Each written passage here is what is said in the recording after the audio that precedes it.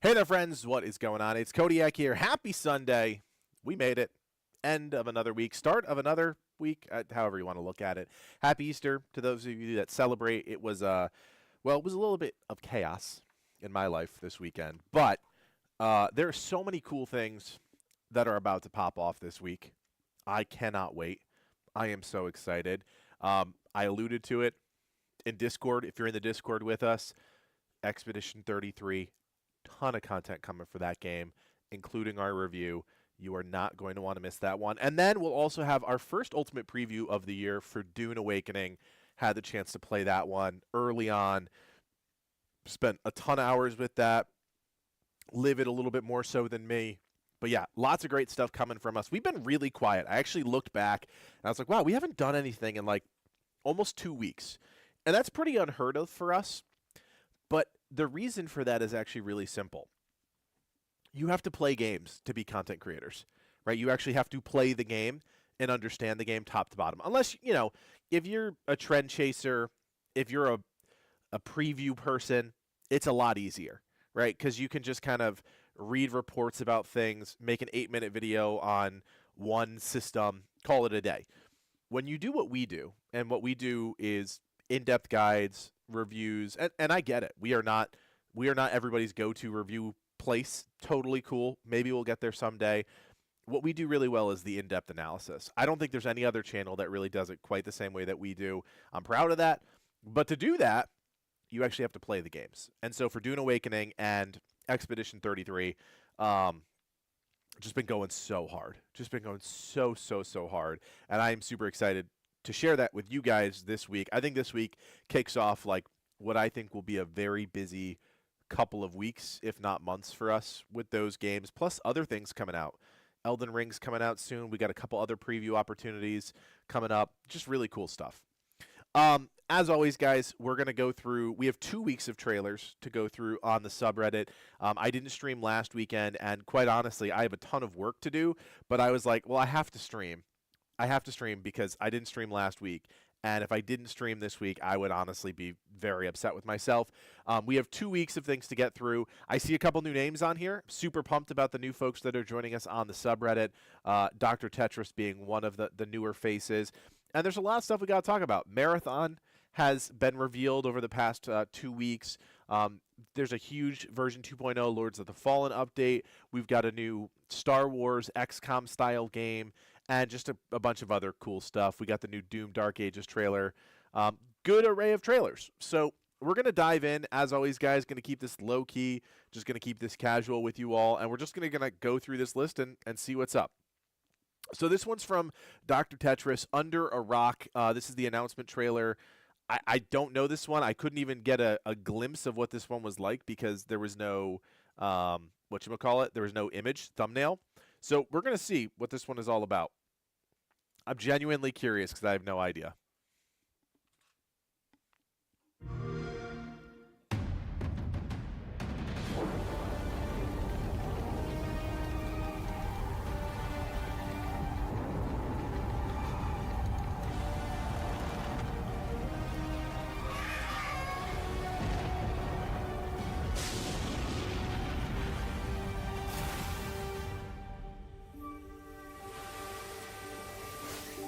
That looks like the bird from Up. You guys remember that movie?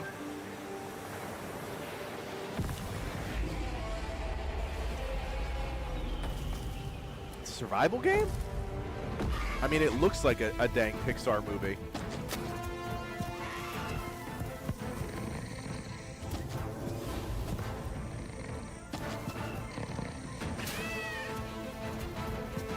Oh, now she's got a pet.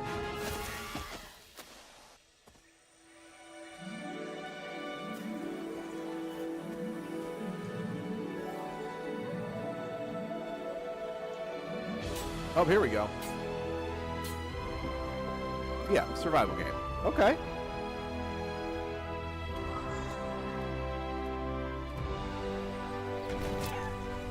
Survival adventure type of thing. Looks a little rough around the edges. Or is it just adventure? Is there building and all that stuff? Yeah, it's like Pixar's art, Emilio. You're right.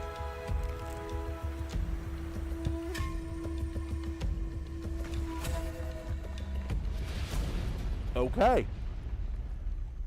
Fascinating. I started chewing, thinking that I had more time in this trailer. I like it. It's like Indiana Jones meets Ark meets Pixar, right? It's like a little bit of all of those things. And I guess really what it comes down to is, are we looking at a survival game? Are we looking at an adventure game? Something in between? Because there's very clearly the adventure elements, right? Like exploring a world. You saw some mounted stuff. You see some creatures and characters. You see a little combat. What I didn't see was the building, the crafting, the survival, right? So it's just a matter of if the game has those things.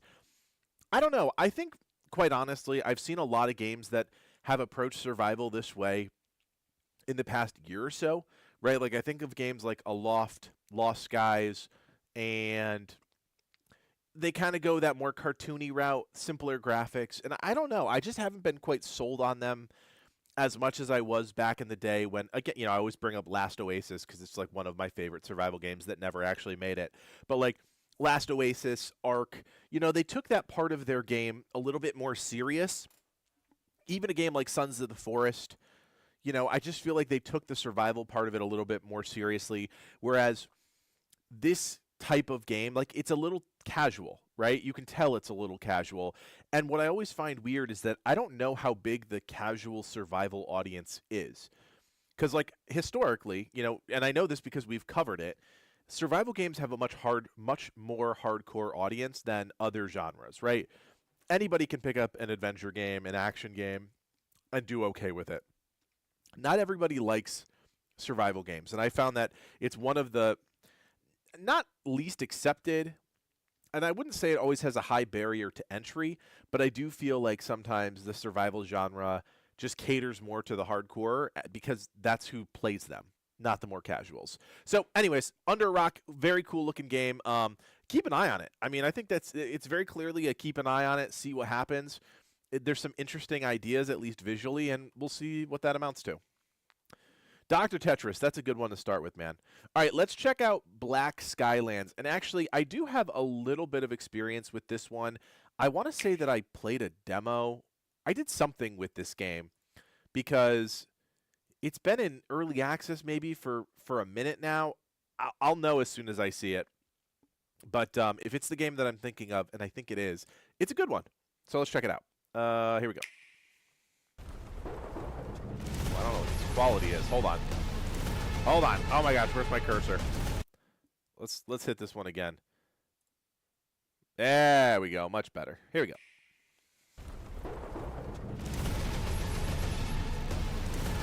Yeah, it definitely is the one I'm thinking of.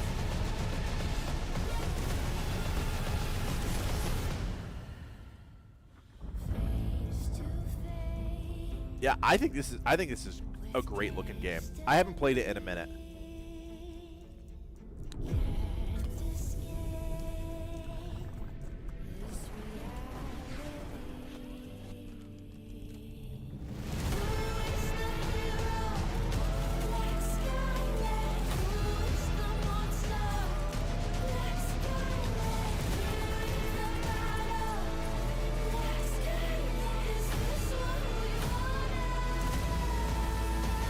I even love that it's got like the anime TV show treatment, which I think is really cool.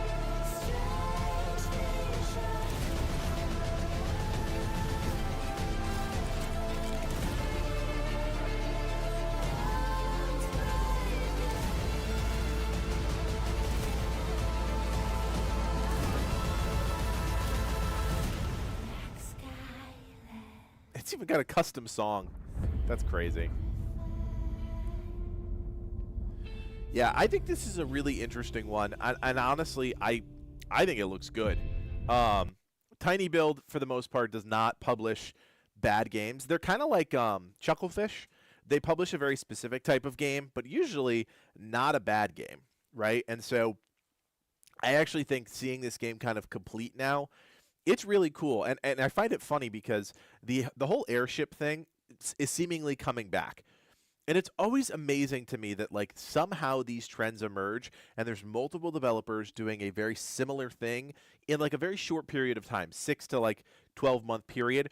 You know, we've got Lost Skies, we've had Aloft, and now we have Black Skylands. They all have this kind of like airship something. It's a big component of the game.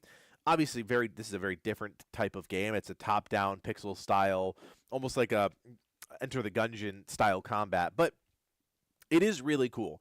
And it's more of an adventure action game than anything else. And quite honestly, like it looks like it's come a long way from when I first saw it, which was I can't even remember how long ago.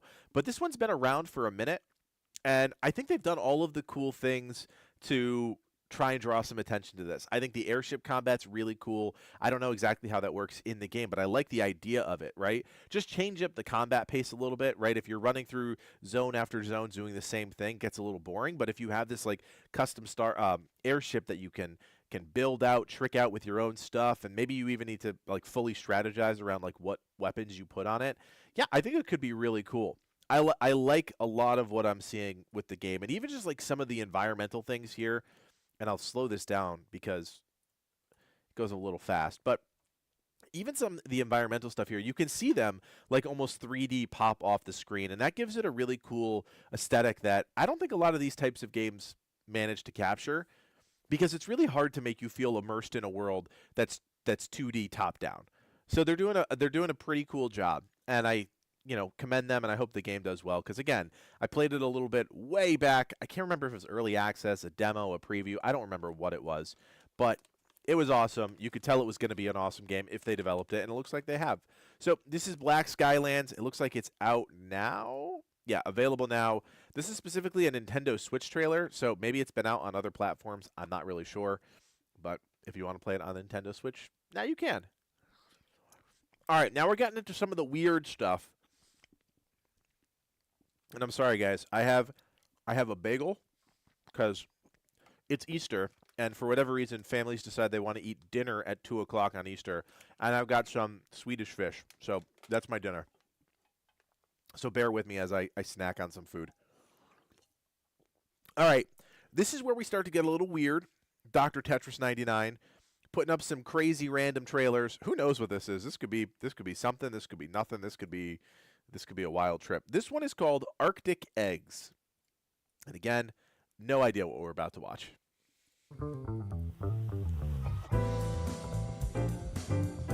Okay. Little jazz track.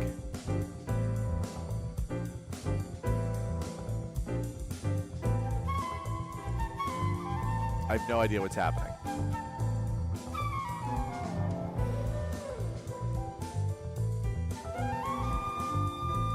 It's like a WarioWare minigame. Okay. Guys, I do not understand trailers like this. And I'm going to talk right to you. I don't understand trailers like this. If your job as a developer is to make a great game, then it's the collective team's job to try and sell that game, to get that game out there for the people. This trailer doesn't do that. It sure, okay, maybe it sparked a little bit of curiosity, but that's because my job in this moment is to watch trailers and talk about them with you. The average Joe that sees that trailer is not going to go like, I'm buying this game tomorrow. What? All right. Dr. Tetris 99, you got me, man. All right, here we go. We got to look it up. Arctic Eggs. Okay, so it's $10. Please tell me that's it. There's one trailer. It's overwhelmingly positive. Oh my gosh, what is happening? Okay, what is this game? Let's see if we can figure this out together. Embrace the truth in Arctic Eggs, or the tale of modern Odysseus. Slip into the boots of a humble poultry peddler, stripped of rank for crimes forgotten. Pan in hand, set forth and feed the hungry inhabitants of this humble habitat. It's all in the wrist. Cook like the pros. Our team of culinary experts work tirelessly to ensure that Arctic Eggs is the most realistic cooking simulator on the planet. I lost my step here. Unfortunately, our chefs don't know how to program, so we made something like Getting Over It, but for cooking eggs. Subscribe now to Eggs Plus. What are fish for? What are fish but eggs with extra steps? What is bacon but pigs without the fluff? How long should one cook a cigarette? Such questions have plagued poets and kings since man claimed fire. Perhaps in your journey you'll find the answers, or like at least the answers for you, dude. That's what matters most. Touch lives. Everyone has a story. All you have to do is listen, or don't. You can just click real fast to get to the cooking parts. It's not like we're watching you. You bought the game. You can play it now. That's supposed to be how. You can play it how you want. They even have a typo in here. I mean, who am I to tell you what to do? Not really my vibe. Realistic physics. The game isn't hard. Cooking is. Can you cook an egg on top of Mount Everest? I'm not sure, but perhaps that's irrelevant. Maybe you can, maybe you can't. I like to think so. I don't know what's happening. All right, Dr. Tetris, you may win the trailer of the day. It's hilarious to me, and maybe one of you guys that is is a little more well versed in this type of stuff can help me understand how these like viral nothing games happen. Right? Like bananas. I have no idea what the hell bananas is, but I see it on the Steam charts, and I saw it on the Steam charts for like weeks, and I'm like, why are people playing these dumb games? I just don't get it. And like, what's the one that's really popular right now? Schedule One, right? Is that what it is? I just see these games on Steam DB, and quite honestly, I'm like, man, there just must be a huge chunk of people who are just bored AF. Like, just quite honestly, so bored with their lives, waiting for that next game, whatever is next in their life. Maybe it's nothing. I don't know. Oh man, this is funny as heck, and like, I wish I had a beer or two in me, because like watching Arctic Eggs is to I should call you the doctor now. The doctor, you managed to do it anyways. That's Arctic Eggs. I have no idea what it's about. Clearly it's about flipping eggs, something like that. Oh my gosh, hilarious. Good stuff, man. All right, we've got another one from Doc. I don't it looks just as bad. So, well, let's see. Felvedek? Felvedek, is that how you pronounce this one? All right, this is crazy. This looks like an old I don't even know what the console is. I remember, so growing up, my mom was an elementary school teacher, and I remember going to her classroom all the time, and out in the like, oh my gosh, what was it called? The all-purpose room. I don't know if you guys had that in elementary school, but like it was an all-purpose room that then you went and there was like 3 different classrooms off of it. In the all-purpose room were these big old Mac computers, and they had the big floppies, like the big rectangular ones, and you would put it into the front of the machine. It looks like a game from that era. So I am genuinely delighted to see what Felvedek actually is about. Here we go. It's long. It's a 2-minute trailer. This has got to be good. Here we go.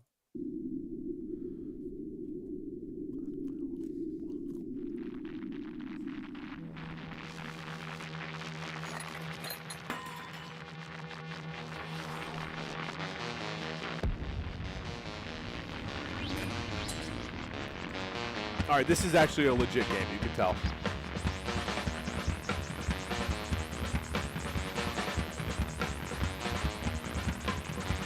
Oh, this is kind of wild.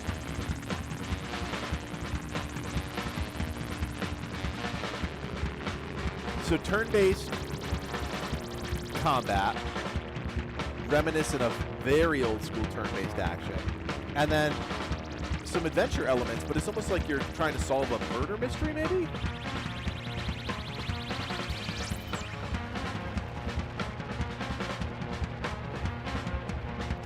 Oh, these graphics are so trippy, man. I don't even know what the heck I'm looking at.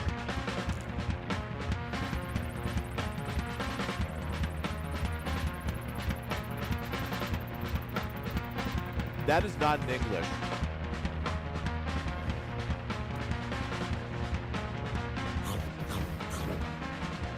Oh, there's monsters.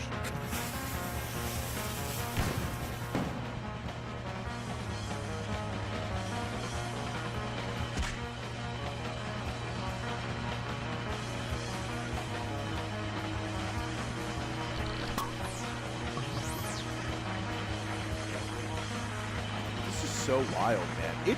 It blows my mind that people can make games like this.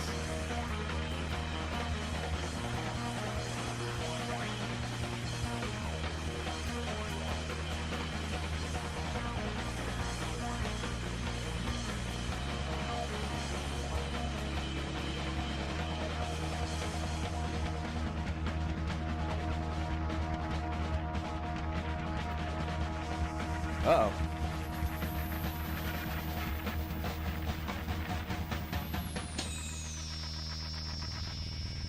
Fell the deck. Fascinating. I am genuinely like kind of impressed now, because one of the things that I think is really important in games is environmental storytelling. Yeah, Liv, I'm with you 100%. What is going to kill this game is its style.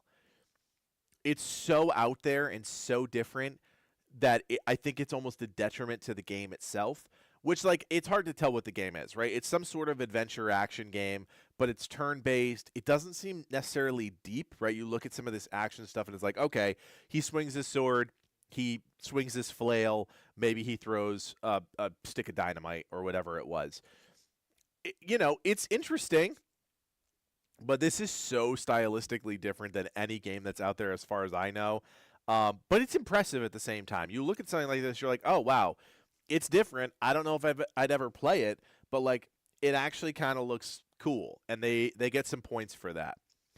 I mean, it's not in English, so the story, yeah, no, that's what's crazy about it, Brock, is, like, you can tell that it's a legit game. Let's see how many people there it is. 1099. Yeah, overwhelmingly positive. Crazy. Let's see what it actually is. Find out what unlikely events take place in this alternate history region of Slovak highlands. This game is ravaged by Hussite pillagers and Ottoman spies, while surreal horrors dwell in the dark. It's now up to Pavel, a fair knight with alcohol problems, to gather a party and stop those who oppose our kingdom. Gameplay. Traverse the hand-painted world to explore castles, settlements, dungeons, unveil secret doors, and hidden passageways. Progress the story by meeting interesting characters, whether it be Catholics, Hussites, or even more sinister folk. Fight your way through different enemies in turn-based RPG combat. Gather gear and supplies for your character. Complete it in 3 to 4 hours. So short game. But yeah, Brock, you're right, man. It's got overwhelmingly positive reviews, almost over 3,500 of them. Crazy, man. It's crazy what people will play, develop, and clearly it resonates with a large chunk of folks. So if that's your cup of tea, man, Felvedek, clearly the people that are playing it like it, so maybe there's more to it than the trailer alludes to. It's cool. It's just very stylistically different. All right. Tetris, thank you for putting something on here that's a little bit more my speed. Moonlighter 2. I saw there was some sort of event, I forget exactly what it was, the other day, and a bunch of games that indie games that I was really interested in, did a bunch of trailers. So I'm pumped to finally see some gameplay from this one. I know it had its reveal trailer. Moonlighter is a fantastic game. If you guys have not played the original Moonlighter, it's such a good game, and we'll talk about it. But let's get through the trailer first, and we'll see you on the other side.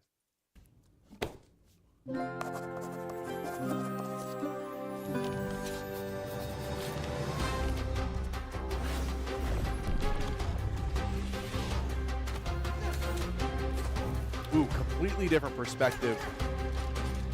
Enhanced graphics, love that.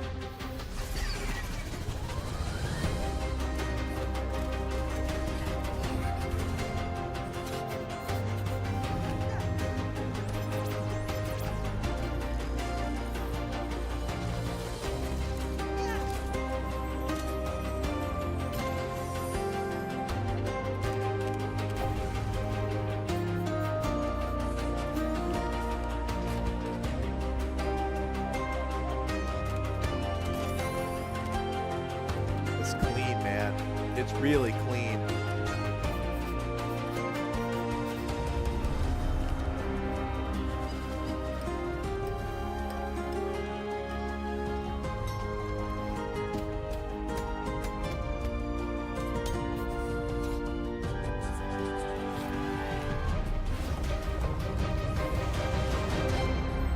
Yeah, that's really nice. It's really interesting to me. Like, Moonlighter, the first one, was such a great indie game. Didn't get a ton of buzz, but it got enough buzz to be successful. And what I really like that they're doing here, and this is the first gameplay that I've seen of Moonlighter 2, they are not deviating necessarily from the formula. It's pretty clear they're not deviating entirely from the formula. They're just making it better. And maybe this is the game they wanted to make all along. Maybe they settled along the way for certain graphics or whatever in the first version of it. But it's very clear they're just trying to perfect the model that they established with the first Moonlighter. And I'm totally cool with that. I think there are games that deserve that treatment, right? Maybe you're run out of money. Maybe you don't have enough development firepower, whatever it is. What's the first iteration of the game you can create, and then hopefully you strike gold and you have a little bit of success, and then you can develop the game you actually want to make, right? And I think we've seen that historically. I can't remember other games off the top of my head, but I know there are examples out there of games that, like, okay, the first one was good, now the second one is even better because they're finally making the game that they wanted to make all along. And like I said, maybe they have new resources or whatever it is. I think this looks really good. I am excited to play this summer 2025, Moonlighter 2. This is the perfect, like, Switch, maybe Switch 2 by then. I don't know when that's coming out. Steam Deck. I can't wait to play this on Steam Deck. Like, this is a summertime game, Steam Deck on the beach or like near the beach, whatever. I'm actually super pumped because I haven't had a Steam Deck since I've gone on vacation, and that is like my console of choice, a Switch or a Steam Deck, for like any time I get out of the house. And so I think there's going to be a lineup of summer games that I'm excited to check out on the Steam Deck. This might be one of them. And guys, I hate to break it to you, we're almost at the end of April already. Summer is coming. So like you're going to see a wave of games with Summer Game Fest and other stuff like that coming out really soon. Good stuff, good stuff. Okay, now we get to Livid's just vomit of Marathon. And I will be very honest with you guys. I did not watch really any bit of Marathon. I watched 10 seconds of a stream, and then I knew Livid was going to want to put it on our Legacy After Dark stream. So if you guys have already watched the Marathon stuff and you have thoughts, I would love to talk about it. And I'm sure Livid would chime in the chat as well, because I really don't know what to expect quite yet from this game. I think Livid and we definitely are going to have different perspectives on it. Obviously, you're going to see a ton of the content creators that make Destiny content jump over to this game, at least in the short term. We're going to see. We got 3 trailers here, starting with the cinematic short. It's almost a 9-minute short, but we're going to watch it because like we have the time, and I think this is going to be a game that we got to pay attention to. So let's watch it down and see at least if they're setting up the game in the right way. Here we go.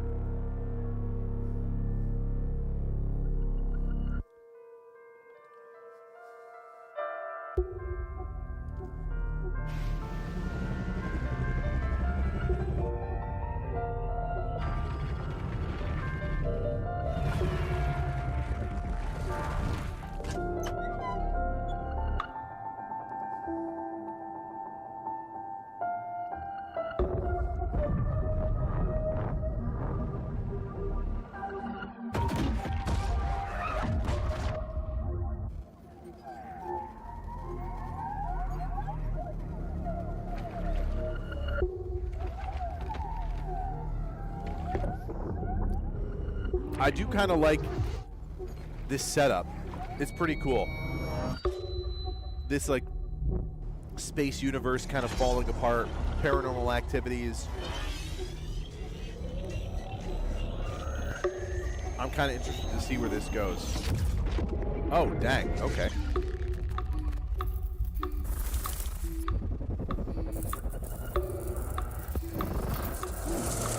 This is like Westworld almost. That's what it feels like. Actually, I would actually say this is probably inspired by Westworld a little bit. I don't think I've ever known how to see you.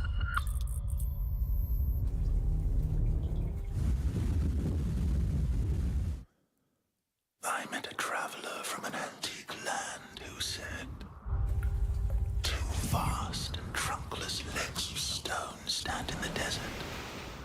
Near them, on the sand, half sunk, a shattered visage lies, whose frown and wrinkled lip and sneer of cold command tell that it sought to well those passions red which yet survive. Stamped on these lifeless things, the hand that mocked them, lifeless things that mocked them. And the heart that fed, and the heart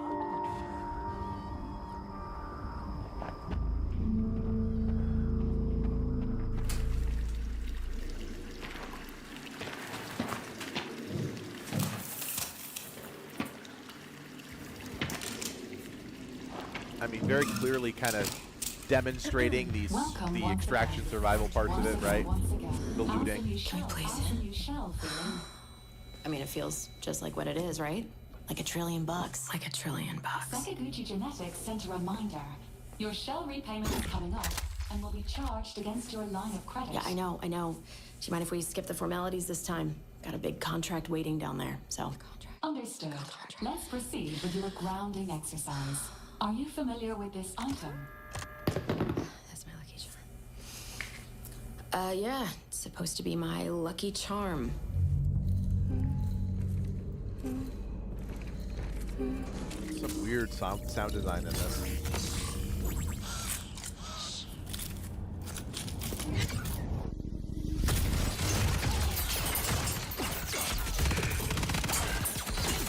All right, this is kind of cool.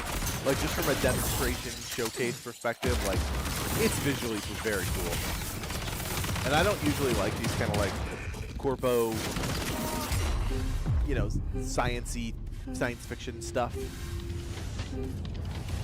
But this is pretty cool. Can you identify her? Yeah, that's my mom. That's your mother. Your mother. Now, consider this. Do you recognize this child? Who are you? I don't know. It's you. What? Really?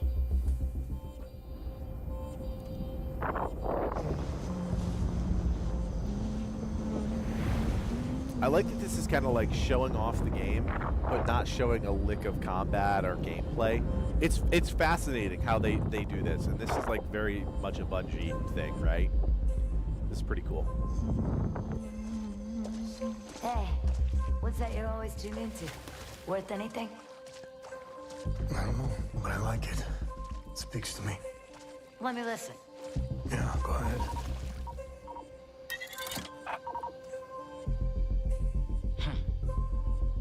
You ever wonder what happened to these people? It's not my business. And this music is. You'll have a tough time finding a buyer. Good. It's not for sale. Give it to me. Oh!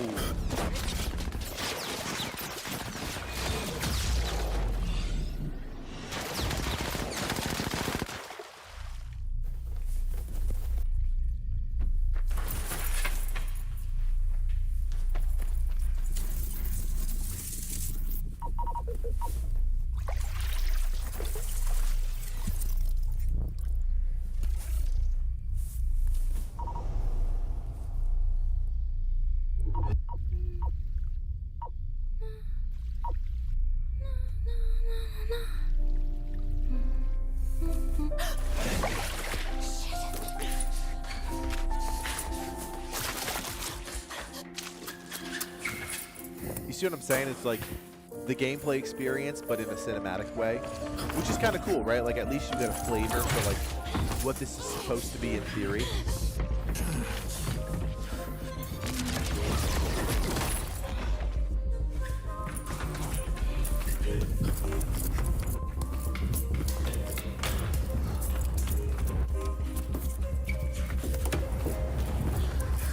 And obviously, I mean, you guys know, like, the gunplay is going to be superb, and so is the movement and traversal, which, again, is showcased here in kind of this cinematic version of this.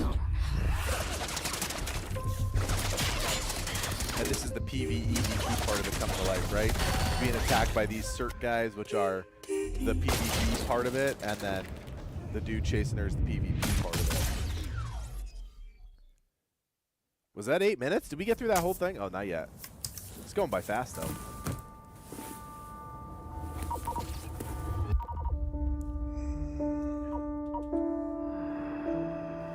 And on the pedestal these words appear. My name is Ozymandias, King of Kings. Look on my works, ye mighty, and despair. Despair. Nothing beside remain. Nothing beside remain. Round the decay of that colossal wreck. Round the decay of that boundless wreck. Boundless, alone and level sands stretch far away.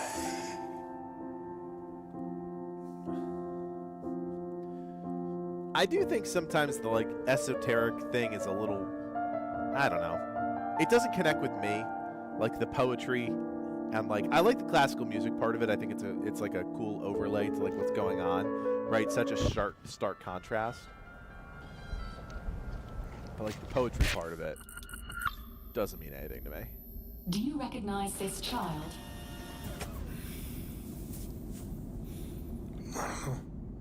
Is that me?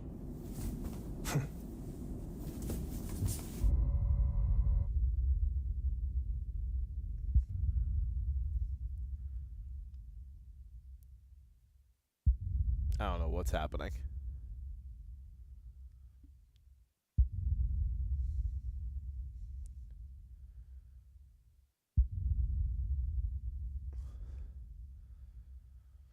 Crazy, man. I don't know. Let's just keep going because there's more to talk about, including the gameplay reveal, which is a minute and a half here.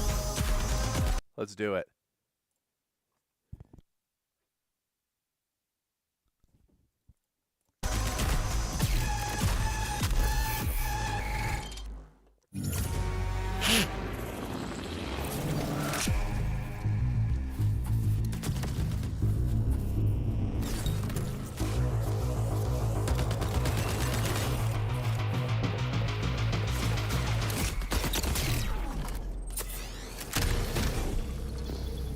Yep, looks like a shooter. I got that much.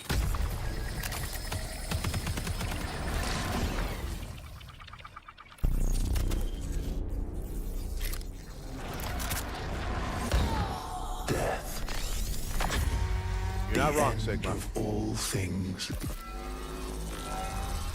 But the dream is not over. My dream. Yours. Now. Run.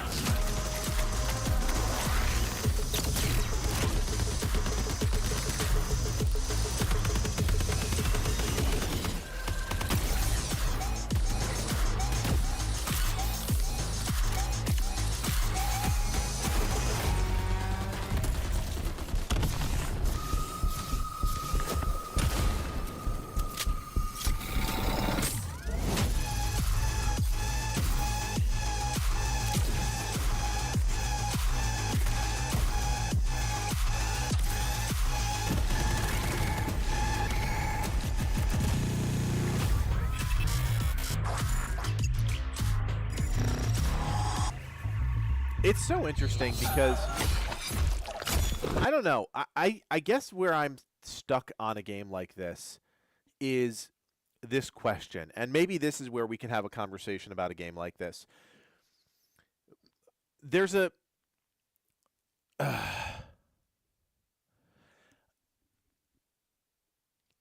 are we out of an era where shooters are what people want to play? And I know that it's like a very broad, bold statement, but like we all know there are COD bros. We all know there are people who play Call of Duty, Fortnite, all those big shooters. That pool to me seems to get smaller and smaller every year as players just kind of lose whatever in that genre. And so every time I see a new competitive shooter out there, even as polished as this looks, right? Like we know Bungie, they're going to make a polished gunplay centric shooter. Do enough people have an interest in playing this type of like sweaty, competitive, first-person shooter at this point. And when I say that, I mean in the long term. Will this game do fine if a bunch of paid streamers are playing the game? Everybody's curious. They want to check it out. Sure.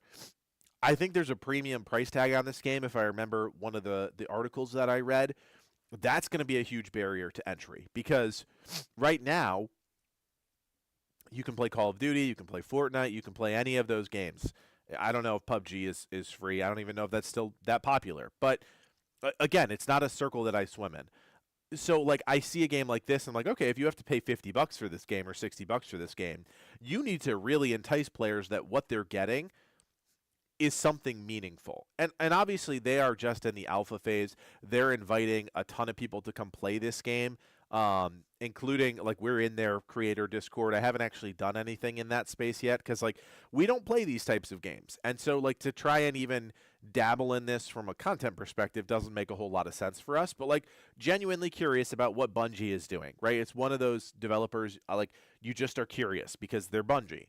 So I don't know. I don't like the corpo like low poly design of a game. And Livid's exactly right. Marvel Rivals, 30-plus characters, free, marathon, 6 characters at launch, and it does seem like the game, like based on the character designs that we've seen in these trailers, it does seem like it's a hero shooter in a sense. Each of these characters is an archetype or an operator, and they have their own sort of whatever. I don't know. There are a lot of questions about a game like this that's trying to sell people on like this kind of weird sci-fi story that's kind of baked into the whole thing. Let's watch the gameplay overview. I think this is for me, who has not actually like really dived into all this content, it's going to explain a lot more. So let's watch this one. We probably won't watch the creator one. We'll watch this last one, and then we'll wrap up our marathon discussion. Here we go.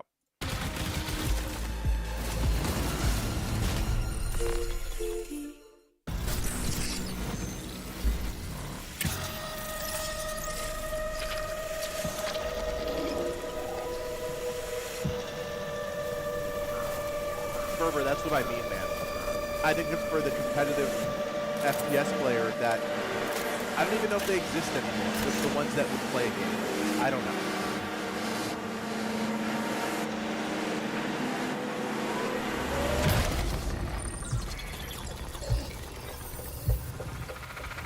That's part of it too, Sigma. Marathon is a team-based extraction shooter set around the mysterious and cutthroat world of Tau Ceti 4. You are a runner, a cybernetic mercenary who's given up their human form for a biosynthetic shell with unique abilities and stats, capable of both tactical and fast-paced combat. Here you'll fight in a crew of up to 3 players across a variety of zones and points of interest. You'll face rival runners in zones of up to 18 players, countless security forces, and otherworldly threats, to scavenge the remains of a lost colony for glory and fortune. The environments of Tau Ceti 4 are filled with weapons, materials, and equipment you can scavenge throughout the map. Before deploying, you'll strategically build your loadout and select a runner to ensure you're equipped for the run ahead. Your objective is simple. Get in, gather as much loot as you can, and make it out alive. Die, and all your gear will be up for grabs. Survive, and your loot can be taken into future runs as you grow in power and fill your vault. Death is inevitable, but it's never the end. Think quickly on your feet and outplay your opponents, and in your next run, you and your teammates will be the ones coming out on top. And even if you're down on your luck, factions can sponsor you with a fresh loadout, so you can get right back into the fight. Bungie brings its best-in-class first-person multiplayer action to the forefront. Dynamic and tactile gunplay, runners with unique playstyles, and customizable builds create highly dynamic and strategic teamfights. Whether you're on a zero-to-hero run or high-rolling with powerful gear, You'll need to use your best judgment when you decide which fights to pick and how. Because no matter how geared you are, players with skill and strategy will always have the edge. Marathon is designed to be played in crews, with contextual pings, shared objectives, and down but not out, to streamline playing with your friends. Death is not the end. And if you're the last one standing, you can overcome the odds to revive your teammates and get out with your hard-earned loot. And if you believe your skills alone are enough to conquer any challenge, we give you the freedom to opt out of crew fill, to take all the glory for yourself. I think the challenge for me, quite honestly, is that this gameplay overview is pitching this game as if we have never heard of a team-based, for lack of a better term, battle royale type shooter.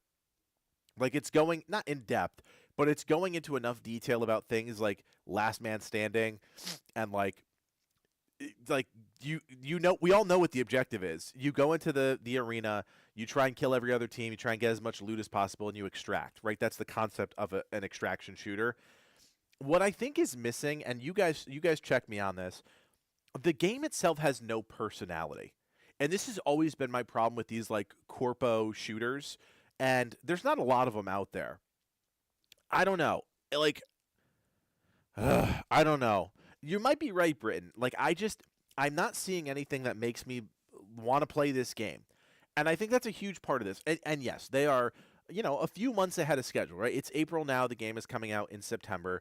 They've got all of the rest of spring and summer to try and get people excited about the game. And this is the first showing of the game. But, like, where is the personality and depth that makes me want to log in every day and play it, right? Quite honestly, if I wasn't busy with the games that I'm busy making content for, like I told you guys at the beginning of this week, I would still want to be playing Marvel Rivals. That game is just incredible. They did everything right. They have so much available to the player for free, like almost no FOMO. It's brilliant. And then to Livid's point before, this game is launching. It costs money, 6 characters at launch. I don't know. It's just, and to me, there's no personality. I see no personality in the way that the game is portrayed. To Livid's point, I will give him, I mean, he knows the space a lot better than I do. Extraction shooters on consoles are almost non-existent, and Bungie obviously knows how to make shooters. So, like, there's something there. There's an audience that maybe they're trying to tap there. Maybe it's a business decision. Does that mean it's a good decision? No, it's a business decision, and we've seen how many bad business decisions tank good games. But I don't know. I'm just not seeing it. Let's watch the remaining minute and a half, and maybe something will change my mind. But I'm not seeing it right now. A solo runner. No 2 runs in Marathon ever play out the same. With dynamic events, variable weather, and unpredictable players, you'll have to adapt on the fly if you want to survive. Each run has a time limit, and anything can happen while you're chasing your objective. Looking to unlock upgrades or increase your faction reputation? Slip into the shadows as Void and ghost past your enemies. Search the map for rare materials and profit opportunities without being discovered. Want to push enemy teams and steal their loot? Bring in Glitch with agility implants and your strongest weapons to disrupt rival crews. Running support for your friends, grab extra equipment, shield charges, and a specialized backpack to be the lifeline they need. You're always free to experiment with team compositions, and the only limit to how you want to play your runner is your loot and imagination. Endgame challenges, ranked play, discovering secrets, seasonal storytelling, community events, and more all await you in Season 1, where you and your friends will start to unravel the mysteries of Tau Ceti 4. Remember, you're only ever one run away from your next big score.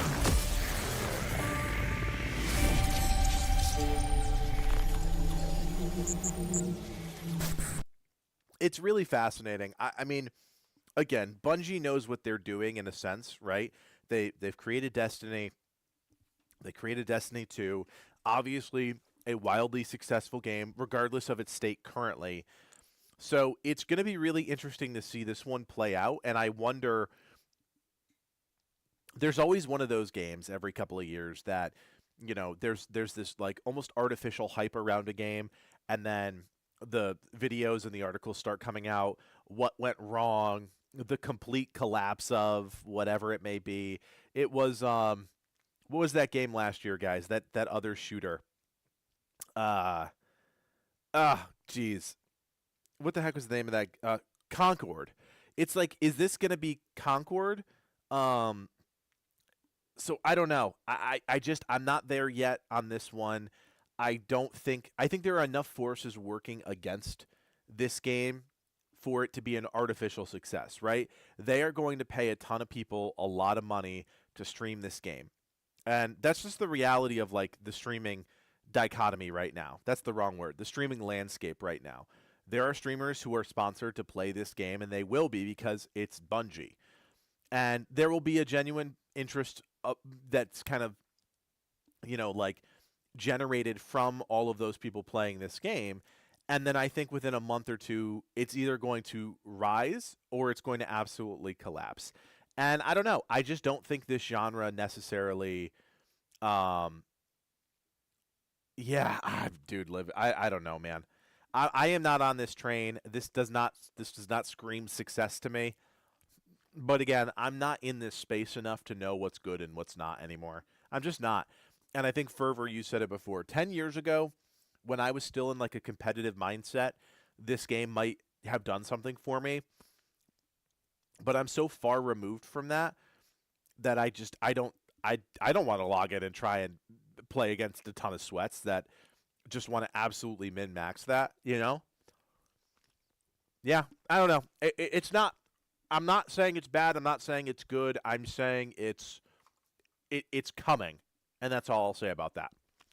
All right, we're gonna skip this one because I don't care. We'll look at the 4 runner kits actually quickly. So, thanks for posting these, Liv. So these are the 4 characters. So I was kind of rightish. It is a hero shooter, in a sense, right? So we've got Glitch, Void, Blackbird, and Locust. So let's see here. So Glitch, I mean, it really is a hero shooter, is the Amplify is the ultimate, overcharge your movement systems, increase movement speed and weapon dexterity. I don't know what weapon dexterity means in this context. Maybe it's damage, maybe it's ADS speed, things like that. All right, Disruptor, transform your right arm into a cannon, pushes targets away. Holding F, overcharge your arm cannon, greatly increasing the size and damage of the blast. She's got micro jets, activate in air to perform another jump, so double cost at the cost of generating additional heat, and then grants a supercharged slide that generates additional heat. Okay, so very much a movement-based disruption archetype. Then we've got Void. Void's ultimate is a smoke screen, active camo, performing any, very typical active camo. Actions disrupt the invisibility. Shadow Dive, activate while airborne to slam a smoke disc into the ground, deploying a smoke field. That's kind of cool. And then Shroud, your shell automatically activates camouflage systems when entering any smoke field, making you invisible. So, truly, truly invisible. That's kind of interesting. Super stealth, obviously super stealthy, but also that's a high skill cap character. If his only abilities are stealth related, there didn't seem to be anything offensive there, which means your offense as a player, your shooting and your melee are what's going to generate the offense. All right, Blackbird. I don't think we actually saw this one much in the trailer. Ultimate is Echo Pulse. Activate your shell's advanced detection system. Oh, sonar pulses to reveal the location of nearby hostiles. I think we saw a little bit of that. Tracker drone, deploy a mechanized robot, explodes after it tracks down the target, overheating any targets caught in the blast. Interrogation, when pinged by a hostile runner, you automatically receive a warning. That's kind of cool. Performing a finisher on the runner pings their crew. That's kind of cool too. Stalker protocol, after breaking a combatant's shield, they leave behind a lingering holographic trail. I like this character. I think this is probably the coolest of the 3 that we've looked at so far. And then we've got Locust, activating your shoulder-mounted missile pods, dealing sustained damage to targets, launches homing missiles, immobilizing and dealing damage upon impact. Okay, that's kind of crazy. Riot Barricade, we saw that, activating a temporary Riot Shield, taking damage drains the shield. Thrusters, activating while airborne to fire boosters that thrust you in the direction you're moving, and Tactical Sprint. So very much a Vanguard-y type character. I mean, not bad, but again, I don't know if that's enough. And again, the hero shooter genre, the FPS hero shooter genre has seen more than its fair share of games, right? And even Fragpunk being as recent as last month.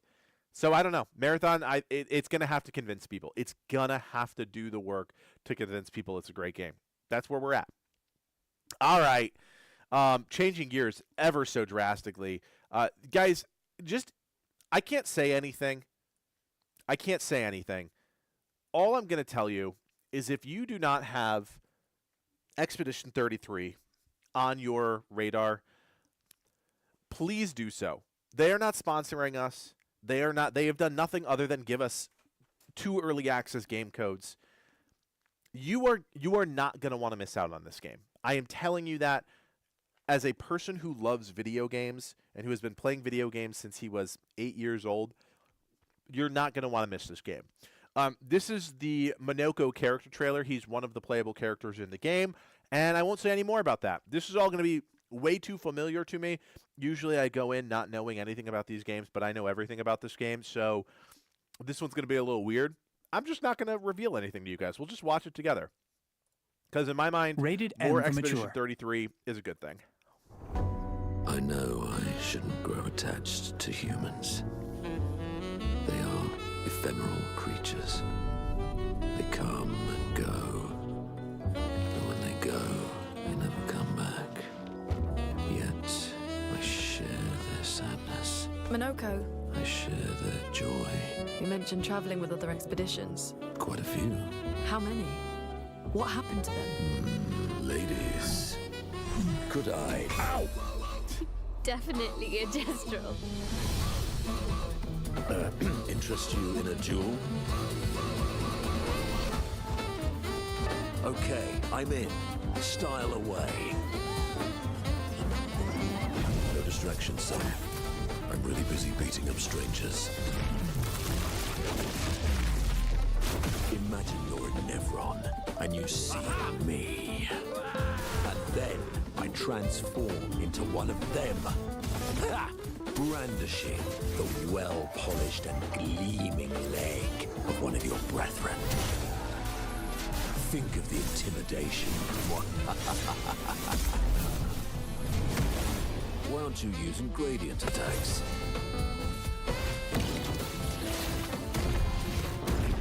You didn't teach them, did you, you lazy old fart? Amazing.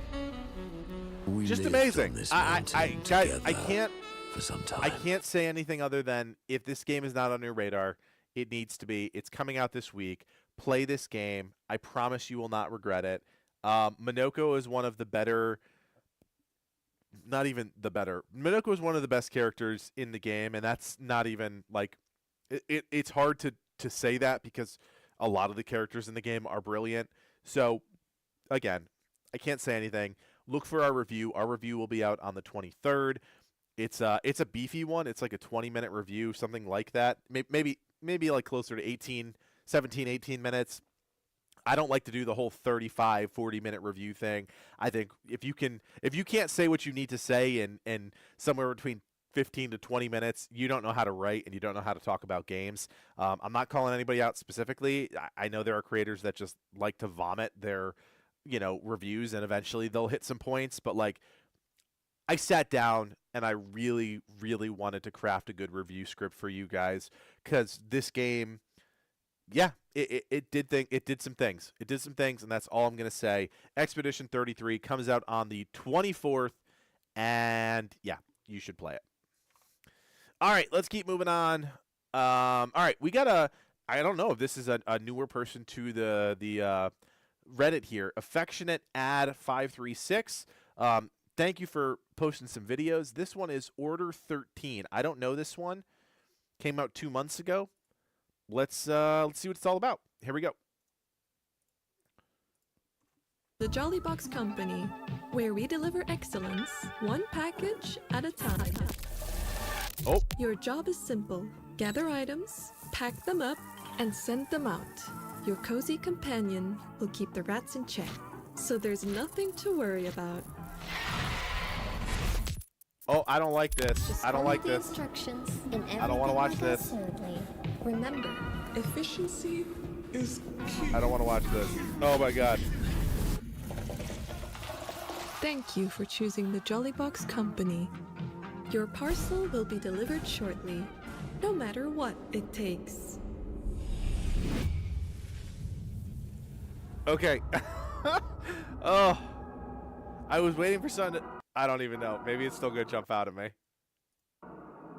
I think we're good. Maybe. I don't know. Welcome to We're good. Okay. I do not like jump scares even a little bit, so I was a little worried about this one. This reminds me of like Five Nights at Freddy, right? Like I think there are just a million different types of games like that at this point that are looking at that model of like doing something menial and creating a horror element, suspension element around it. Cool. I mean, super cool. I will never play a game like this.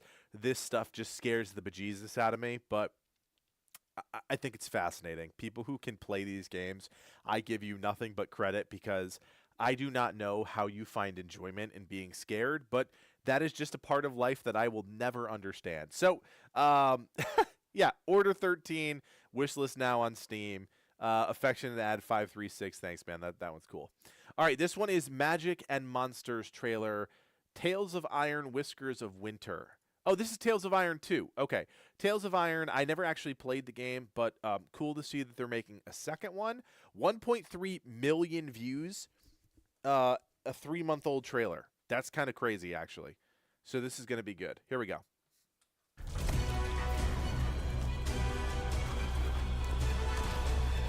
All right, this looks legit.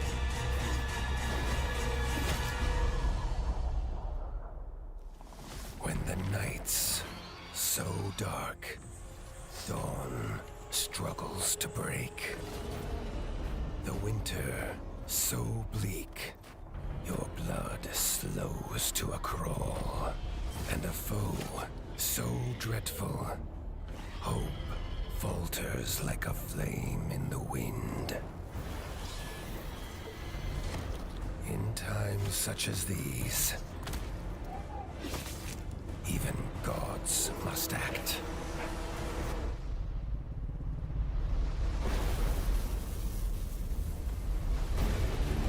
Awaken the shrines, summon the immortals, and harness the power of the Elementa.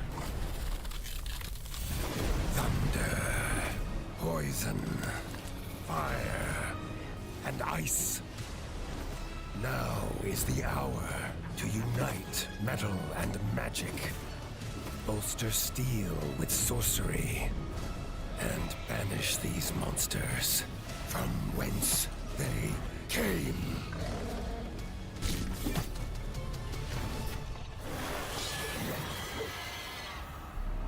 Tales of Iron 2, Whiskers of Winter.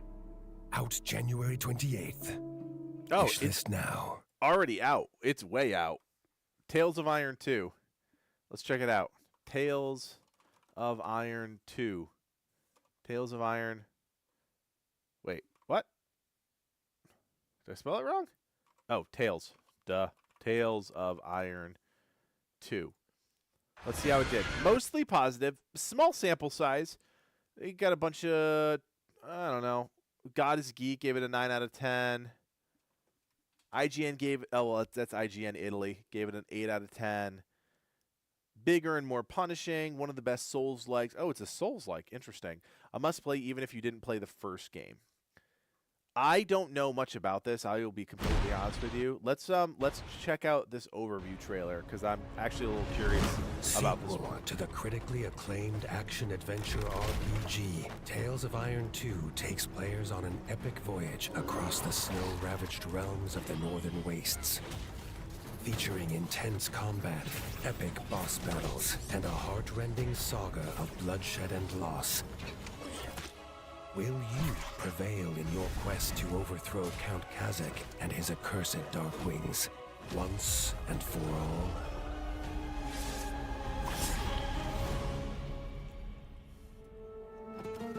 Behold, the northern provinces of the Ratdom, an altogether harsher land than the sun-kissed south.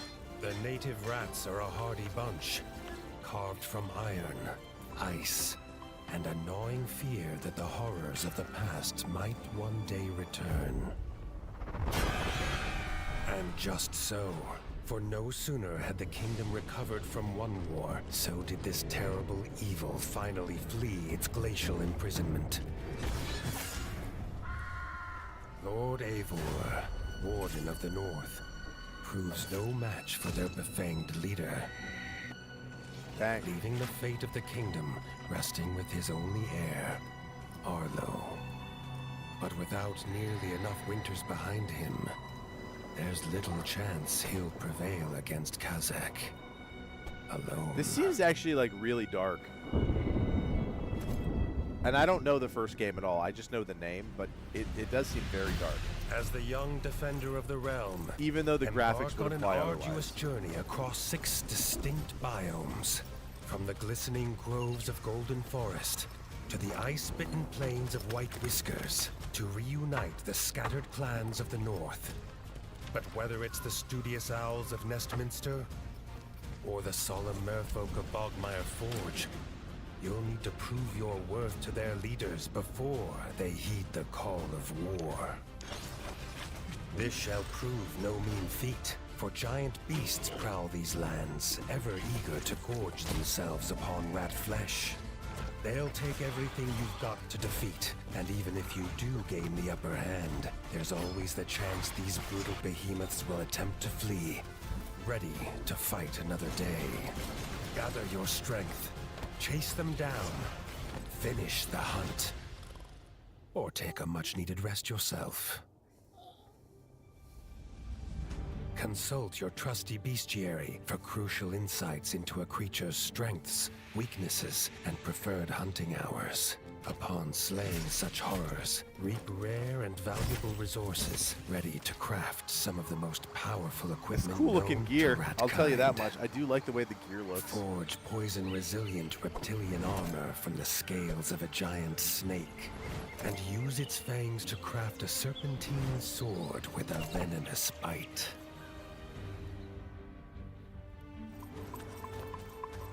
In order to craft your arsenal, you'll need to build and upgrade a smithy back at your keep, Winter's Edge.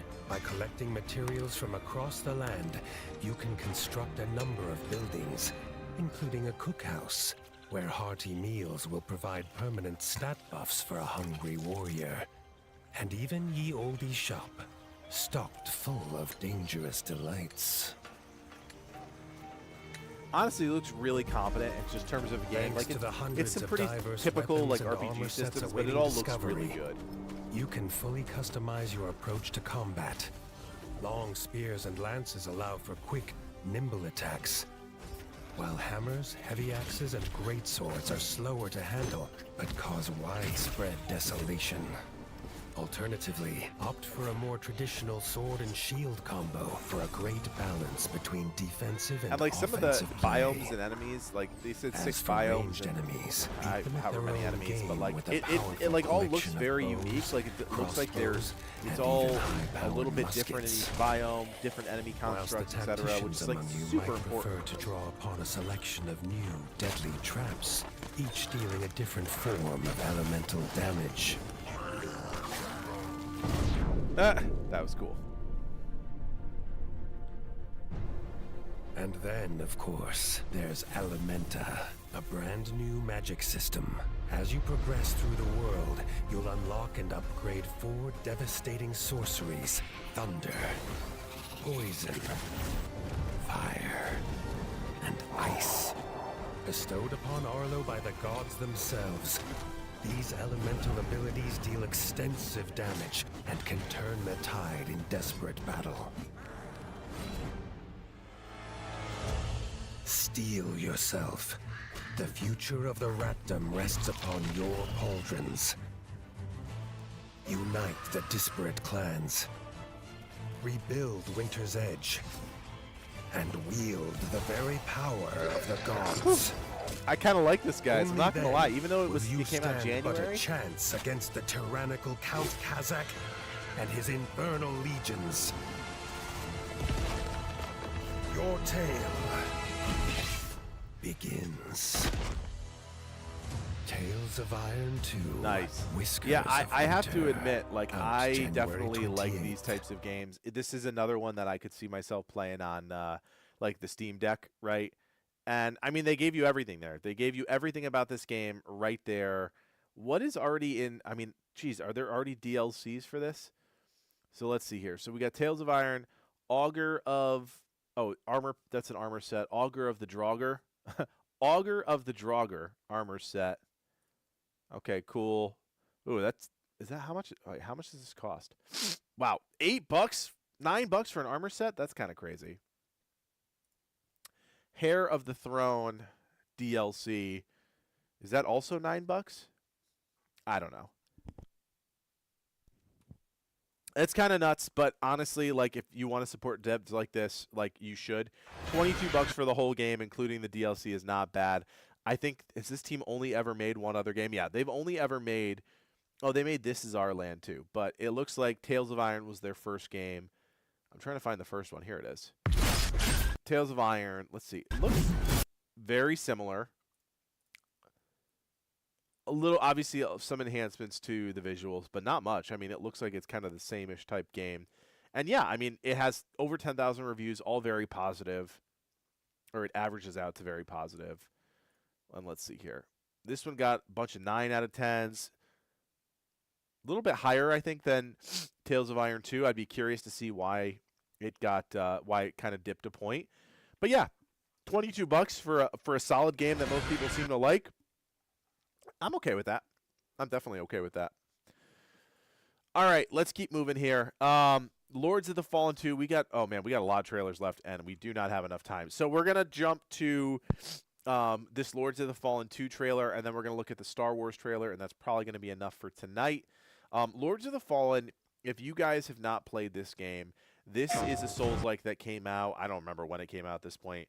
Honestly, still one of my favorite Souls-like games out there.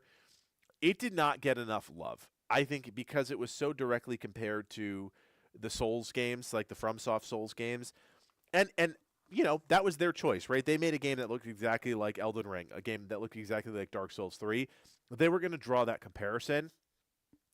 They just came out with their big version 2.0 patch. I think there's a lot of cool stuff in here that might entice you guys to check this one out if you haven't. So let's watch it together and see what these devs have been cooking. Lords of the Fallen is the dark fantasy action RPG that interweaves the realms of the living and the dead, as players embark upon a perilous adventure to destroy a demon god. Since its launch in October 2023, the game has received over 50 post-launch updates, They have come out with many a shaped ton by of community updates. feedback. With over 4.5 million players across the globe, that dialogue has been instrumental in helping forge the game into what it is today. And now, we're proud to present version 2.0, the definitive edition of Lords of the Fallen. Such a Lords good of the game. Fallen launched with a seamless co-op mode. Unlike many Souls-likes, players could journey together for as long as they chose. With version 2.0, we've taken things a significant step further. From today onwards, Lords of the Fallen now features full shared progression cross-play co-op. Oh, guys, I don't even know how to So- tell you. That is such a huge part of why this game didn't get the attention that it deserved, was because the progression was locked to one character. It's the reason why Livid and I did not play this game together, is because the host got all of the benefit, the supporting player, the partner got nothing. It was a terrible design decision for launch. You either launch with it fully integrated or you don't. So glad to see it's finally here. How does it work? When two players join an online session, provided they're on the same new game playthrough and have defeated a similar number of the 12 main bosses within a margin of 1, both players will now retain all mainline progress. Bosses will remain defeated and beacons will stay lit or otherwise. Additionally, in all online sessions, both players will now receive all loot, 100% of vigor, and also have the ability to revive each other, whether Oh, host that's or such guest. a great update. Version I can't even tell you 2.0 guys. also introduces the Lords of the Fallen Free Friends Pass. As of today, anyone who doesn't currently own the game can now create a character and explore the entire tutorial area. Once completed, players can then join any friend who owns the base game in online co-op, ready That's to cool, continue too. the journey through Mornstead side by side. But the question remains, who do you trust to watch your back? Many praised the combat system in Lords of the Fallen, citing elements including the focus on dual weapon wielding, the ability to switch between one-handed and two-handed attacks mid-flow, and being able to equip up to 5 different spells at any one time. However, some players voiced how movement could feel floaty, with attacks sometimes lacking sufficient weight or responsiveness. Building on the initial improvements introduced in version 1.7, which included a refined roll distance and tighter animation cancellation, version 2.0 presents a fully revamped character control and combat system in response to fan feedback and extensive playtesting. Starting with movement, walk and run animations are now much tighter. Nice. Thanks to improved physics, your character now stops almost instantly, offering more precise control in and out of combat. Turning your character is also much faster, with a far greater degree of mobility, while a new dedicated jump button means you can leap at any time, adding precision to platforming. As for combat, every weapon class has been refined to feel more responsive in battle. The distance with which you move when attacking has been reduced to feel more natural, while a tighter roll and quicker dash allows for more effective evasions. The lock-on system has also been modified to ensure more intuitive enemy selection. Yeah, I was gonna say, while that looks removing the way chance different to and accidentally way more lock precise. onto environmental elements I during like combat. that quite a bit. Furthermore, the Soul Flay attack is now much faster for more effective Oh, use that's so good mid-combat. too. That attack is so slow. While combat fidelity is integral to any Souls-like, equally important is how satisfying that combat feels, and that's where audio comes in. As well as both block and parry, every single weapon has received a full sound overhaul, resulting in a more intense and gratifying experience with every swing, clash, and Very thud. cool. Alongside this, the sound effects when striking an enemy have also been intensified to ensure you really feel your weapon slice through every single layer, from armor through to flesh and finally bone. Another highly popular community request has been the ability to create more attractive and generally realistic looking characters. Really? Both the male and female options Not on have top been of my visually list, but enhanced. okay, whatever. While we've also increased the femininity of the female body type with more attractive face options and a more conventionally feminine body shape. That's funny. The game's UI has also received a full visual Oh, upgrade. Jason, that It's now sucks, cleaner, man. more modern, and easier to navigate. Players can completely disable the HUD for a more immersive experience, Oh, that's cool. or use the dynamic HUD setting where it fades in and out based on gameplay. These UI improvements arrive hand in hand with a fully revised tutorial. Player prompts have been streamlined for increased clarity, while the addition of an all-new guidebook means players can revisit previous prompts at any time throughout their adventure. And talking of guidance, your Umbral Lamp now has the ability to highlight the path towards your next vestige point, aiding Lost Wow. Crusaders through the winding passages of Mornstead. Numerous quality of life improvements also arrive with version 2.0, including an option for automatic vigor collection and new button prompts for both Grievous Strikes and environmental soulflays. Man, they're just doing it. Lords They're of the just Fallen doing all version the right 2.0 things. is the definitive edition of 2 the years dark later. fantasy action RPG and is available now for all lap bearers. In light, we walk.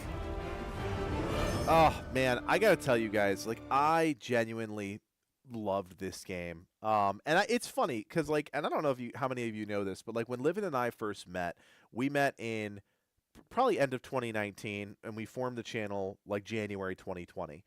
And when we first met, like Livid was the Souls guy, right? Like he was the guy, and he has 100% converted me to be like just as, if not more so, a Souls guy than him. Like I love this genre now. I will play every Souls game that comes out that we cover.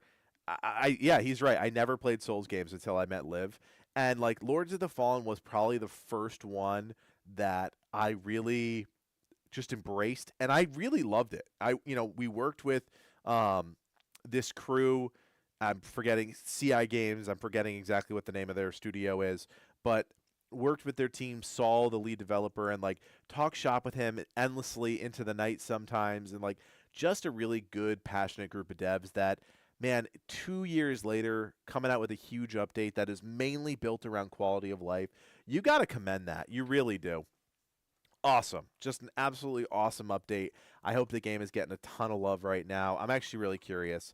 SteamDB. Let's see. Lords of the Fallen. Let's see how they're doing. All right, so a little bit of a peak, and I bet the charts will. Yeah, so there you go. So it's been hovering around like nobody playing, right? And then boom, boom, boom, boom, you're back up over 10K. And good for them, man. Because like look at this release was 43,000. That's not a lot of players, right? Like that's good. Actually, all-time peak was 189 1.5 years ago.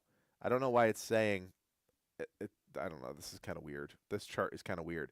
But like it dropped substantially within a month to within just a couple thousand, and then boom, you got this other little spike right now. Anyways, long story short, super proud of that team. Loved that game. If you have not played it yet, do so because it is awesome. And now if you're playing that for the first time, I bet that game is a 9 out of 10.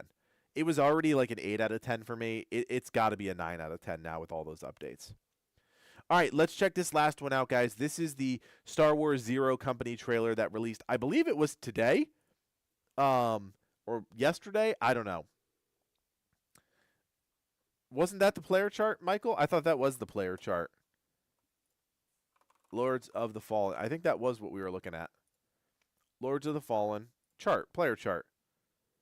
Yeah, see, the all-time peak down here says 189. That's not right. All-time peak was 43,000. That makes sense. People playing right now, 7,800, 11,000. But it's on Game Pass. It's on all the platforms at this point, so that number is not the end-all, be-all. Anyways, Star Wars Zero Company, this dropped, I think, this morning, last night, whatever. It is the XCOM of Star Wars. I have yet to watch this trailer. I am so excited. Here we go.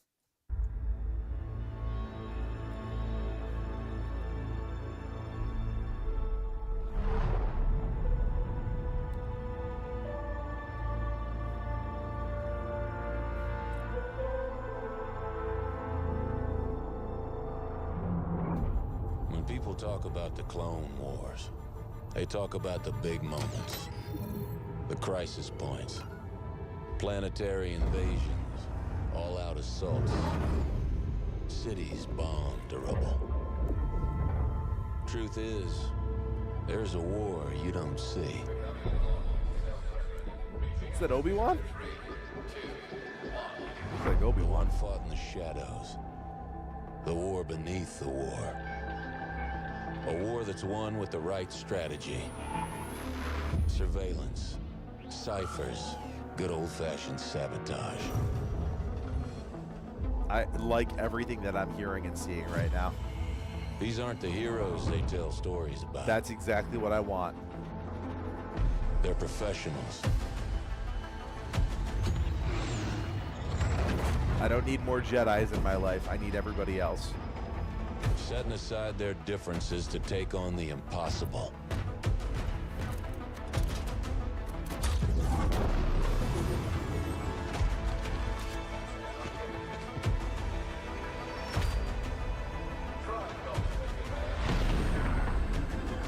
but that's the job.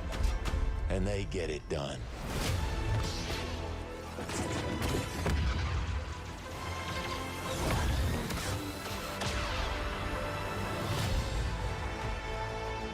Come on, show me a little gameplay. Here we go. Pre-alpha gameplay footage. Keep that in mind.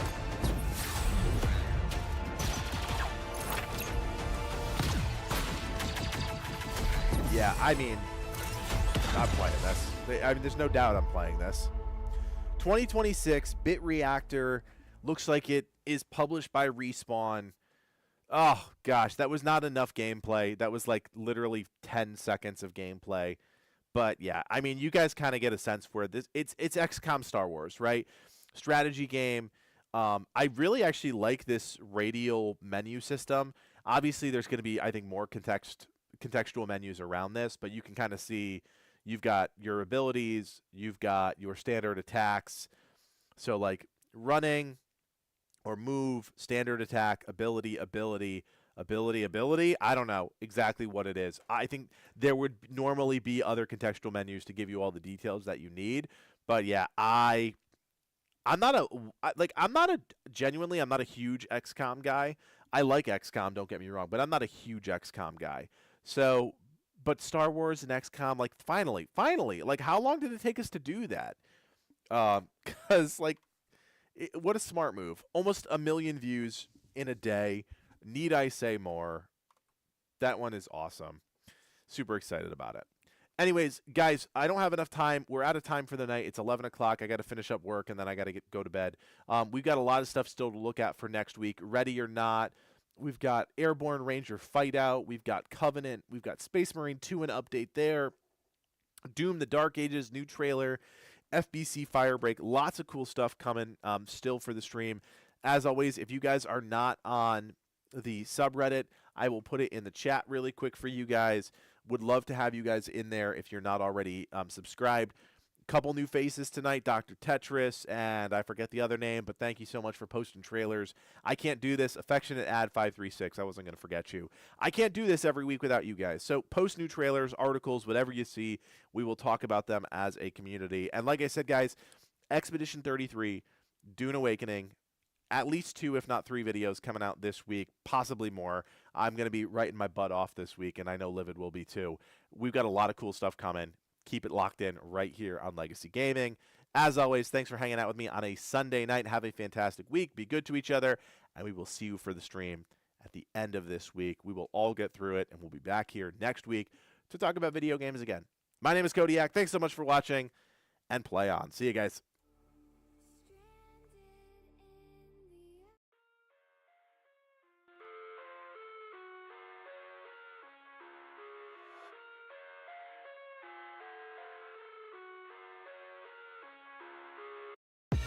I live inside my own world of make-believe. Kids screaming in their cradles, profanities. I see the world through ice covered in ink and bleach. Cross out the ones who heard my cries and watched me weep. I love everything. Fire spreading all around my room. My world's so bright, it's hard to breathe, but that's alright. Hush.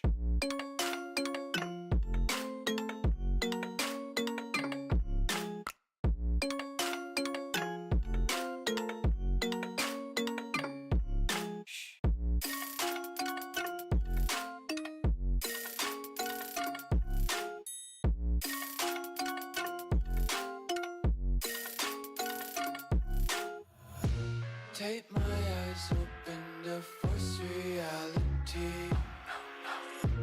Why can't you just let me eat my weight in glee? I live inside my own world of make-believe.